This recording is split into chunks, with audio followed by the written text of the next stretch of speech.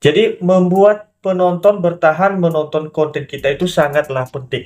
Tantangan yang paling sulit adalah meningkatkan penonton di setiap konten yang kita upload. Kita sudah mendapatkan undangan monetisasi, tetapi kesulitan dalam meningkatkan view. Ini adalah tantangan terbesar teman-teman kreator, terutama teman-teman kreator pemula di Facebook profesional. Jadi setidaknya ada beberapa hal penting yang bisa teman-teman terapkan pada postingan kalian supaya kamu mendapatkan hasil yang maksimal. Nah, bagi teman-teman yang sedang menonton video ini, ayo kita coba bahas. Mudah-mudahan video ini bisa membantu kalian supaya bisa meningkatkan view yang maksimal, sehingga bisa menaikkan juga pengikut kalian serta meningkatkan penghasilan di Facebook profesional. Oke, kita langsung aja ke pembahasan berikut ini. Setidaknya teman-teman ada 3 hal supaya bisa memaksimalkan. Yang pertama adalah meningkatkan tayangan pada konten kita, apakah itu video panjang ataupun video reels. Lalu bagaimana cara meningkatkan tayangan pada konten kita? Yaitu mengoptimasi sebelum mengupload. Bagaimana cara mengoptimasinya? Mulai dari membuat video yang lebih menarik, lebih bagus pencahayaannya, kemudian lebih jelas informasi yang disampaikan, dan juga jangan lupa harus membuat thumbnail atau sampul video. Nah, sekarang ini ada banyak aplikasi yang bisa teman-teman gunakan ya, misalnya CapCut, KineMaster untuk membuat konten kalian atau video kalian itu lebih menarik. Jadi dalam hal ini teman-teman harus mau tidak mau wajib memahami cara pengeditan di aplikasi CapCut ataupun KineMaster serta aplikasi yang lain. Kenapa? Karena kita bisa lihat di sini ya, ada banyak kreator lain juga yang menjadi pesaing kita. Nah, dengan munculnya video-video di sini, tentu ini akan memberikan banyak pilihan bagi penonton mana yang mau diklik. Salah satu indikator supaya kita mendapatkan tayangan tinggi adalah bagaimana supaya calon penonton bisa mengklik video ketika muncul di berandanya. Lalu bagaimana supaya bisa mempengaruhi penonton supaya video kita diklik? Dengan cara menyajikan konten yang bisa menarik perhatian mereka. Kita bisa perbandingkan di sini. Ini kan rata-rata bagus semua ya tampilannya.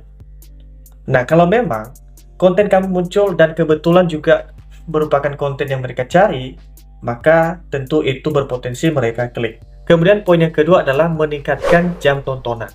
Ya, ini juga menentukan konten kamu bisa viral ataupun FYP apabila teman-teman meningkatkan dan bisa memaksimalkan jam tontonan pada konten kamu.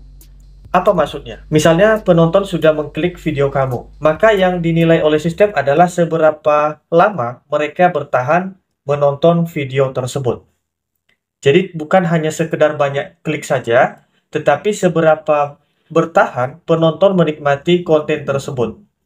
Nah, di situ mulai dihitung teman-teman, atau ada penilaian disebarkan ke 100 orang pertama.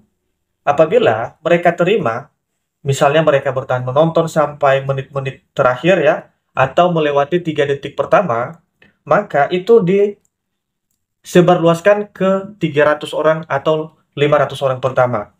Apabila 300 ke 500 orang ini menerima dan bertahan menonton, itu mengindikasikan, memberitahukan kepada sistem secara otomatis bahwa konten ini diminati oleh penonton. Sehingga dilipat lagi, disebarkan ke 1000 sampai 2000 orang. Nah, apabila itu juga menarik ataupun membuat mereka tertarik, maka langkah yang terakhir adalah di-push ataupun disebarkan ke banyak penonton yang lebih luas. Jadi, membuat penonton bertahan menonton konten kita itu sangatlah penting. Bukan hanya sekedar mereka klik dan kemudian kabur atau scroll lagi, itu justru membuat video kamu itu berkinerja buruk. Yang terakhir adalah meningkatkan interaksi. Jadi ini adalah hal yang paling terakhir, ini menentukan konten yang kamu sajikan bisa FYP. Pastikan video kamu banyak interaksinya. Bukan kita sebagai kreator yang banyak interaksi ke konten orang lain. Sebenarnya definisi interaksi yang dimaksud oleh Meta itu bukan seperti itu, teman-teman. Jadi kita upayakan konten yang kita buat mengundang interaksi. Misalnya banyak yang berkomentar, banyak yang menyukai, banyak yang membagikan. Jadi ini bisa memberikan sinyal ke sistem bahwa konten ini diterima oleh penonton. Jadi sekali lagi, Interaksi bukan teman-teman datang ke akun orang lain untuk interaksi atau SKSD istilahnya untuk meningkatkan jangkauan atau penonton. Itu salah teman-teman.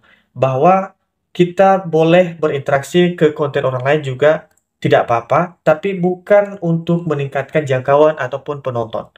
Jadi bagaimana caranya supaya video kita banyak yang like, banyak yang berkomentar? Ya tentu kita membuat sedemikian rupa. Apakah kita membuat kata-kata ajakan di dalam video supaya mereka berkomentar, atau ada hal-hal yang lain? Mungkin secara teknisnya nanti saya akan buat tutorial khusus, saya akan sajikan ke teman-teman sekalian. Jadi ketiga poin ini apabila teman-teman lakukan, maka saya jamin konten kalian bisa FYP. Atau barangkali ada tambahan dari teman-teman atau ada koreksi, boleh ditulis di kolom komentar video ini.